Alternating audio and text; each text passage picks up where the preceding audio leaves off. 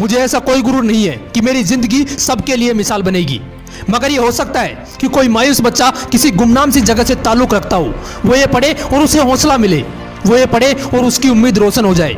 हो सकता है ये कुछ बच्चों को नाउम्मीदी से बाहर ले आए और जिसे वो मजबूरी समझते हैं वो उन्हें मजबूरी ना लगे। ये कुछ लाइनें लिखी थी भारत रत्न डॉक्टर एपीजे अब्दुल कलाम ने। दोस्तों, आज के इस वीडियो में मैं आपको कलाम साहब के वो किस्से सुनाने वाला हूं जिन्हें सुनकर आपके सोचने समझने का तरीका बदल जाएगा और आप अपने अंदर एक नई एनर्जी फील करोगे। So let's start the video. दोस्तों, आपको पता है कलाम साहब ने शादी क्यों नहीं की? इसका सिर्फ एक रीजन था और वो रीजन यह था कि कलाम साहब सबसे ज्यादा अपने काम से प्यार करते थे।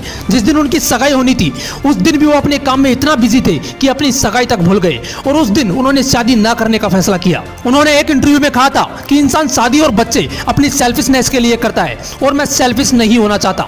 मैं अपनी पूरी जिंदगी इस देश को समर्पित करना चाहता हूं। दोस्तों, बात है 10 अगस्त 1979 की। 19 साल की मेहनत, 23 मीटर लंबा SLV-3 रॉकेट 17 टन का वजन लेकर 7:58 पर आसमान में उड़ा। यह रॉकेट 4 स्टेजेस में था और यह सिर्फ एक रॉकेट नहीं था, यह सपना था उन तमाम लोगों का जो इस प्रोजेक्ट में शामिल थे और इस प्रोजेक्ट के डायरेक्टर थे कलाम साहब। वो रॉकेट पहली स्टेज तो पार कर गया, लेकिन दूसरी स्टेज में जाने के बाद रॉकेट ने काम करना बंद कर दिया और 317 सेकंड के बाद कलाम साहब और कई लोगों का सपना कचरा बनकर श्रीहरिकोटा से 560 किलोमीटर दूर समंदर में जा गिरा। दोस्तों, क्या हालत हुई होगी उस वक्त कलाम साहब और उनके बाकी साथियों की जब उनके 19 साल का सपना कुछ ही सेकंडों में समंदर में कचरा बनकर बिखर गया। कलाम साहब कहते हैं कि उस वक्त मैं अंदर से इतना टूट गया कि मैं अपने बिस्तरों में जाकर धंस गया और मेरी आंखों से आंसू बहने लगे। लेकिन दोस्तों, कलाम साहब हार मानने वालों में से नहीं थे।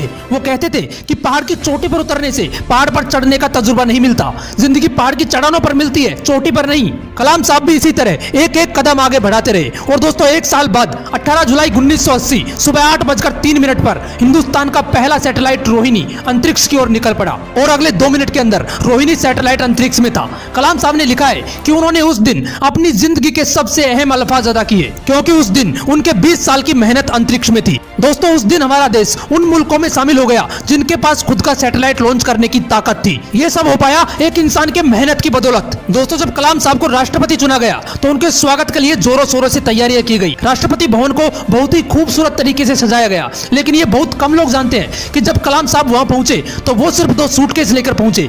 एक सूटकेस में कुछ कपड़े थे और दूसरे में किताबें। इसे कहते हैं किताबों से प्यार। अगर इस वीडियो को कोई स्टूडेंट देख रहा है तो एक बात हमेशा ध्यान रखना कि जितना आप किताबों से प्यार करोगे ये किताब आपको उतना ही बड़ा बनाती चली जाएंगी। ये किताबें ही थी जिन्होंने कलाम साहब को इतना बड़ा बना दिया। आपको पता है पूर्व राष्ट्रपति कलाम साहब सादगी और ईमानदारी जैसे गुणों की मिसाल थे जो आज के राजनीतिक परिदृश्य में दुर्लभ हो चले हैं। एक बार कलाम साहब का पूरा परिवार उनसे मिलने दिल्ली आया। उनके 90 साल के बड़े भाई से लेकर उनके 1.5 साल की परपोती तक टोटल 52 लोग थे। सभी को राष्ट्रपति भवन लाया गया जहां पर वो 8 दिन रुके। दोस्तों, आपको जानकर हैरानी होगी कि उन 8 दिनों में जितना भी खर्चा हुआ चाय से लेकर खाने तक का, वो सारा खर्च कलाम साहब ने अपने पर्सनल अकाउंट से दिया। करीब 3,52,000 रुपए का चेक काटकर राष्ट्रपति कार्यालय को भेजा। इसलिए कलाम साहब ईमानदारी की मिसाल थे, ना जात धर्म ना कोई भेदभाव। मैंने कुछ लाइनें पढ़ी थी जो कलाम साहब के लिए कही गई थी। था बंदा इस्लाम का वो, पर कभी न ऐठा करता था, जब भी चाहा संतों के चरणों में बैठा करता था।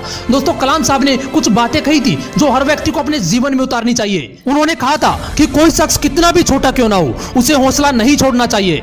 मुश्किलें जिंदगी का हिस्सा हैं और तकलीफें कामयाबी की सच्चाइयां। खुदा ने यह वादा तो नहीं किया कि आसमान हमेशा नीला ही रहेगा, जिंदगी भर फूलों से भरी राहें मिलेंगी। खुदा ने यह वादा तो नहीं किया कि सूरज होगा तो बादल नहीं होंगे, खुशी होगी तो गम नहीं होंगे, सुकून होगा तो दर्द नहीं होगा। ये जिंदगी की सच्चाई है कि अगर हमें एक सांस लेंगे तो एक सांस छोड़नी पड़ेगी। अगर कुछ हासिल करना है तो कुछ खोना भी पड़ेगा। इसलिए अगर सूरज की तरह चमकना चाहते हो तो सूरज की तरह जलना सीखो। दोस्तों, कलाम साहब ने तो कर दिखाया, तभी तो आज भी हम कलाम साहब के बारे में बात कर रहे हैं। अगर आपके भी है कुछ ऐसे ही सपने तो उनके लिए आज ही चलना और जलना शुरू कर देना और अपने हौसलों को उड़ान देने के लिए मोटिवेशनल विंग्स को जरूर सब्सक्राइब कर लेना। फिर मिलेंगे नेक्स्ट वीडियो में एक नए मोटिवेशन के साथ। जय हिंद, वंदे मातरम।